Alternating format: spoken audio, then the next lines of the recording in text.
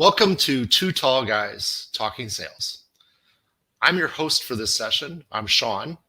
And I'm Kevin.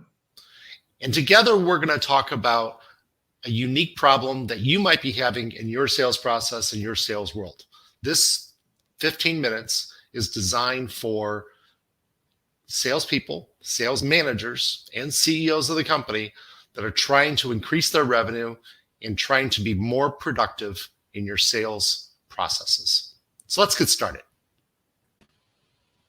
Let's get started indeed. Big topic today. This is as we're running towards the end of the year, thinking about next year's top of mind. So today we're going to unpack what I think is a really important topic for sales leaders, and that's territory design.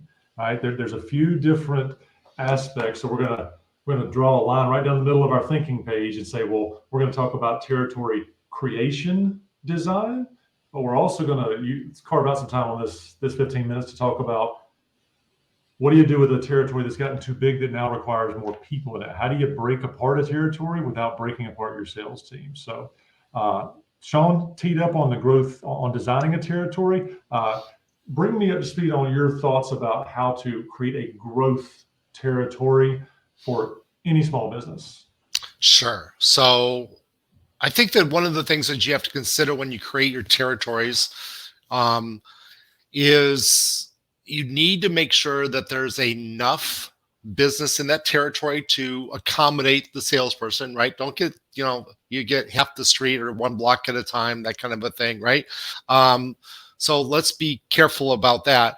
We used to joke at one company I had that, we get to call on the left side of the street 3 days out of the week, and then somebody else gets called on the left side of the street the other 3 days, right? So that's what that was when I was a young rep, and there was way too many salespeople in the territory, and they were really trying to do a good job of making sure we had coverage.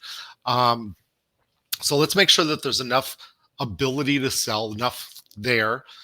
And then we have to talk about territories as defined by, are they named accounts, right? In other words, we know what kind of customer we sell to, so therefore we're going to really focus in on, we're going to name 30, 40, 50, 100 companies that you're going to go after? Or is it going to be more of a, you get this county, you get this state, you get this city in your territory? Depends on how big your company is and what your target market is. But you have to start with that. What is the premise of what you're going to go after? Mm-hmm. I love it if you know enough about your business, you know enough about who you sell to, that you actually could get to the point of naming accounts that you're going to go after. I love that capability. But a lot of times the small businesses that we're working with and we're helping, they can't get there. They don't know enough about how to do that. And they sell to way too many companies to actually say we're going to limit that effort. Completely agree. And let's not forget the vertical-based sales rep, the one who calls on just this product. He or she calls on, just metal manufacturers or just chemical producers or just mining or just, the only, like I only call on so-and-so. We see that a lot with really big companies. Yep. And then we also see it with some smaller companies where they have somebody, on their sales team who's just really good at selling into that vertical, right? Yeah. The rest of the sales team puts on blinders and says, well, I don't call on that market because so-and-so does already. Right. So let's not fall into that trap unless you're of a size where you're purpose-driven and you have the resources to do that. So great idea there, Sean, to call out geography, revenue size or named accounts, verticals, dollars available in territory. Right? There's a lot of franchisors out there who say, well, I can only have this many franchisees in a certain geography, protected geographies. But when we're thinking about territory design, I like to think about a few things. I've actually built a few territories in my career, which included everything from stock plans to service and warranty. You got one supply chain, but you've also got a reverse supply chain, right? When you got to send warranted items back, delivery, training, staffing, resources. I mean, all these things should come into play as a business owner when you're thinking about entering a new market.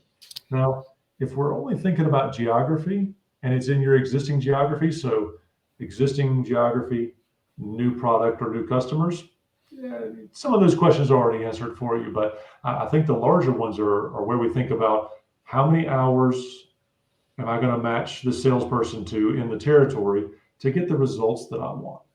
If I want to lead that, if I was doing the work myself, what would the expectations be? Right? Yep. Yep. So and some of this starts to go into that sales leadership function, right?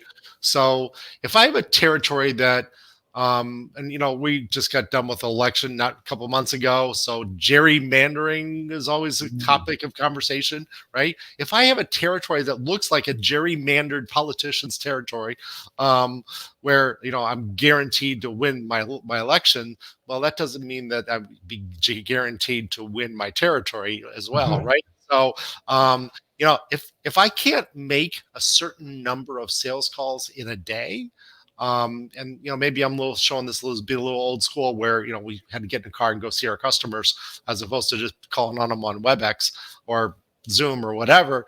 But there is that reality of can you physically cover the territory in a reasonable amount of time with the budget allocated for your sales expense of doing that. So if you sell a product nationally, well, do you have the budget to take somebody to Chicago, to take somebody to Minnesota, then take somebody the next day to New York, and then take somebody the next day after that down to Dallas? If that's your territory, that's kind of what you're expecting that salesperson to do. So you got to think logically about that.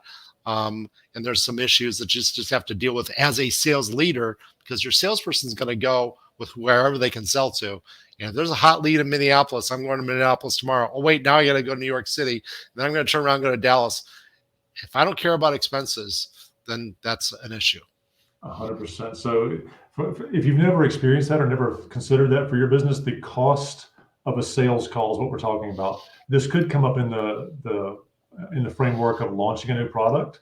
What's the most expensive way to launch a product? Send a bunch of people everywhere, over and over and over again. Right, versus exactly what's the least expensive way to penetrate a market. And you think that's why there's so much launching at trade shows that goes on. So anyway, exactly. To consider. That's right. Yeah. I was just agreeing with you. Now we are at the halfway point. So let's do that other side of the equation. Let's say we've got a territory now that is doing really, really well. And we're pretty confident as sales leaders that we could get more revenue if we did something different on dividing up that territory, adding another salespeople, combining, making 3 out of 2 kind of situation. Let's talk about that a little bit, Kevin. Now we got to be careful here, Sean, because there's somebody who's probably cleaning a firearm and is about to shoot their computer right now, thinking about dividing their territory. So we're not saying divide to save money on commissions. That's not what we're saying. That's right. What we are saying is that there is a reason typically when a territory gets too large or there's too much of a concentration where we can't serve the whole territory, that something's got to be done.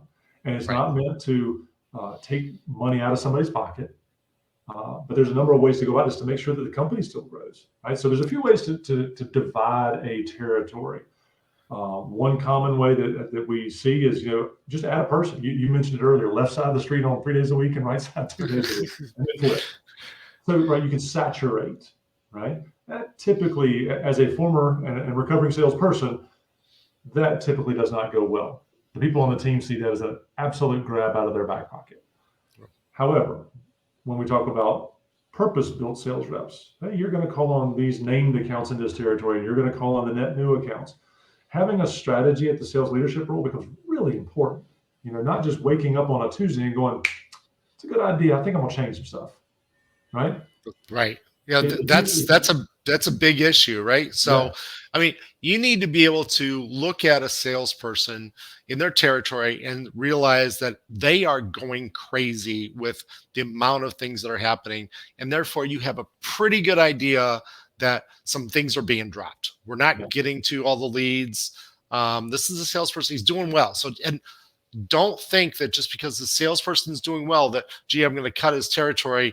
That's maybe not what you want to do, which is kind of what you're alluding to, where somebody just threw their computer out the window. But the reality is that if a salesperson is doing well, if they're doing all the right things, if they take part of their territory away, they're still probably going to be okay. You got to do some analysis, got to do some checking.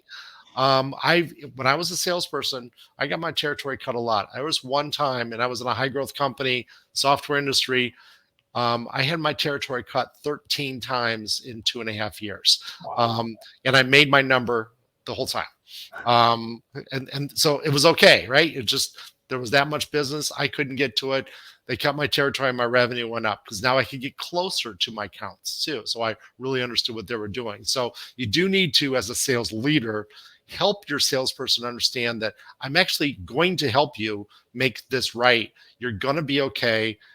I'm going to work with you, and I'm not going to overly judge you if you have a minor dip in your revenue as you recover from this change. Right, right. Yeah. If you're spending 40 weeks a year on the road, or, if you're a Million Mile Club in the first 3 years, you're spending more time traveling than you are in front of the customer. One of the paradigm shifts that territory realignment, adjustment, condensing changes should allow for is more time selling. Right. Right. Some of the statistics we often hear as sales professionals is 70% of a salesperson's time is not spent in front of the customer. So as sales leaders, when we're thinking about growth territories, our focus should be on getting our team in front of the customer more, either more time or more frequently or more something, because we're building relationships. That's why that software we use is called customer relationship management, not customer reporting management. Right? Yeah, exactly right. Exactly right. Yeah, a great point that we really need to make sure that this is a win. Mm-hmm. And we need to make sure it's a win for the customer as well, because the other thing you don't want to have happen when you're dividing territories, adding more salespeople, congratulations, you're growing. But you don't want to say, hey, really good customer, I got this new green guy. He doesn't know anything about my product, but he's going to be great. Don't worry about it. Right. He's got a lot of skills. He was summa cum laude or whatever at school. So he's going to be fantastic. So we're going to have him work on your account. The customer goes, whoa, whoa, whoa, whoa. I really liked working with Jerry. So you do need to be careful of that. We need to talk about account transitions. That's probably a whole 15-minute episode right there, is account transitions. I tend to like some type of depending on the length of your selling cycle, that the first month or so, you're going to get most of the revenue that came from that customer. Then you got maybe 50-50 after at a certain point, and then maybe less as you're making the transitions. That way salespeople aren't getting burned for, I created that deal, I made that happen. New guy came in, he got credit for it. That's not fair to me. So Right. let's make sure that is fair, right? And let's make sure that we're taking care of the customer and taking care of our salespeople, because growth is a good thing, and that's what we want to engender. We don't want that great sales guy that just did a fantastic job of growing that territory. We don't want him to go, well, I'm not going to work here anymore because all they do is cut my quota or cut my territory. I can go somewhere else and have that happen to me, right? Yeah. Yeah. All good points. So we've really hit some big topics here, a big topic in a few different ways. How to design as a sales leader a growth territory. Sean, you gave us some great things to think about from a what to consider when building it. Like, what are the high factors? What are the people factors? And what are the customer factors? So I think we can wrap this up by saying, hey, we got a good plan here. The goal for us as sales leaders and for people in territory is to sell more. Yeah, I agree. Let's just sell more. And if you are having to cut your territory, then the reality is it's because you're growing, and that's a good thing, right? So let's make sure it's a win, it's successful. Everybody's happy that this is happening, even though it might be in the short term, it might be a little painful for a sales rep or two, but it's a growth thing. So let's make it a positive thing in the organization if we're going to go through that. Yep. So I think we're kind of wrapping up here. I appreciate everybody hanging on, and this has been a great topic, Kevin. Yeah. And happy holidays for everyone. We're looking forward to a successful 2023. There you go. Thank you very much. Thanks for joining us again on Two Tall Guys Talking Sales. We appreciate your time, and in this 15 minutes, we hope you got something valuable out of this. Join us next week where we'll tackle another issue that may be impacting your ability to grow your revenue. Happy selling.